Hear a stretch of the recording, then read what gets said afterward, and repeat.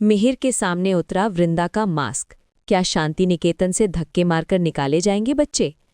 शांति निकेतन की चारदीवारी के अंदर एक ऐसा खौफनाक और दिल दहला देने वाला तूफान आकार ले रहा है जिसने पूरे वीरानी परिवार की नींव को हिलाकर रख दिया है। रणविजय, जो हमेशा से अपनी चालों को बेहद खामोशी और शातिर तरीके से अंजाम देता आया है, अब अपने सबसे घिनौने और खतरनाक मंसूबे में कामयाब हो चुका है। रणविजय की पैनी नज़रों ने उस राज को बेपर्दा कर दिया है जिसे वृंदा अपनी जान से भी ज्यादा हिफाजत के साथ छुपाई हुई थी। शांति निकेतन में एक फिजियोथेरेपिस्ट बनकर आना, चेहरे पर हर वक्त एक मास्क लगाए रखना और अपनी असली पहचान को मिहिर के गुस्से से बचाकर रखना वृंदा के लिए कभी भी आसान नहीं था। लेकिन रणविजय ने उस मास्क के पीछे छिपी सच्चाई को भांप लिया है और अब उसकी पूरी साजिश इस एक बात पर टिकी है कि कैसे इस सच को मिहिर के सामने उस वक्त लाया जाए जब इसका असर सबसे ज्यादा विनाशकारी हो। मैं आपकी अपनी ड्रामा क्वीन पूजा आपको इस पूरे घटनाक्रम की गहराई में लेकर जा रही हूँ, क्योंकि जो कुछ भी शांति निकेतन में होने वाला है वो रिश्तों की एक ऐसी अग्नि परीक्षा है जिसने तुलसी के मातृत्व और मिहिर के अहंकार को आमने सामने लाकर खड़ा कर दिया है। वृंदा सिर्फ एक फिजियोथेरेपिस्ट के रूप में इस घर में नहीं आई थी, बल्कि वो अपने परिवार के लिए, अपने पति अंगद के संघर्षों के लिए और उन दो मासूम चेहरों अक्षय और माधवी के बेहतर भविष्य के लिए अपने आत्मसम्मान को दांव पर लगाकर इस घर की दहलीज पार कर चुकी थी। वो जानती थी कि मिहिर वीरानी का गुस्सा एक ऐसे ज्वालामुखी की तरह है जो अगर फट गया तो उसकी और अंगद की चौर में बसाई गई वो छोटी सी दुनिया भी जलकर राख हो जाएगी। लेकिन दूसरी तरफ एक दादा का वो खून है जो अनजाने में ही सही अपने पोते पोतियों के लिए उबल रहा है। मिहिर जो अंगद और वृंदा के नाम से भी नफरत करने लगा है, जो तुलसी से पूरी तरह कट चुका है और नोइना के बिछाए हुए जाल में एक कठपुतली की तरह उलझ गया है, वही मिहिर जब अक्षय और माधवी के साथ होता है तो वो एक सख्त और कड़क इंसान से पिघलकर एक कोमल हृदय वाला दादा बन जाता है। बच्चों की मासूमियत ने मिहिर के अंदर उस इंसान को जिंदा कर दिया है जो सालों पहले कहीं दफन हो गया था।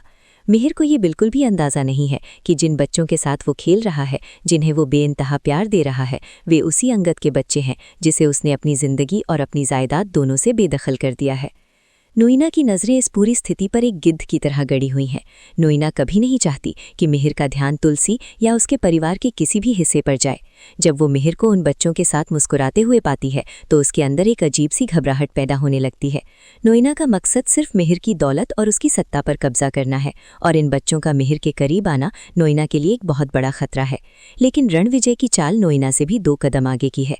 रणविजय ये बात बहुत अच्छी तरह समझ चुका है कि अगर मिहिर को ये पता चल जाए कि उसके साथ एक बहुत बड़ा धोखा हुआ है, कि जिस थेरेपिस्ट पर वो भरोसा कर रहा है और जिन बच्चों पर वो अपना प्यार लुटा रहा है वे सब उसी अंगद के परिवार का हिस्सा है, तो मिहिर का प्यार पल भर में एक भयंकर नफरत में बदल जाएगा।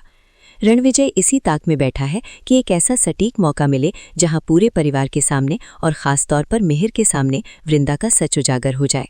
शांति निकेतन में एक खास पूजा का आयोजन चल रहा है। पूरे घर को सजाया गया है। तुलसी एक कोने में खड़ी होकर अपनी नम आंखों से ये सब महसूस कर रही है। तुलसी का दिल हर पल एक अनजाने डर से कांप रहा है। एक माँ होने के नाते वो जानती है कि उसकी बहू वृंदा किस कदर एक आग के दरिया पर चल रही है। तुलसी ये भी जानती है कि मिहिर का जो प्यार अक्षय और माधवी को मिल रहा है वो कितना पवित्र है, लेकिन इस प्यार की बुनियाद एक झूठ पर टिकी है। ये कश्मकश तुलसी को अंदर ही अंदर खोखला कर रही है। ड्रामा क्वीन पूजा के तौर पर मैं यहाँ इस बात का जिक्र जरूर करूंगी कि इस पूरे ट्रैक में रिश्तों की जो जटिलता दिखाई जा रही है वो बेहद गहरी और भावुक है। रणविजय अपनी योजना को अंतिम रूप देता है। वो जानबूझकर घर के नौकरों को कुछ ऐसे निर्देश देता है जिससे वृंदा के रास्ते में रुकावट पैदा हो।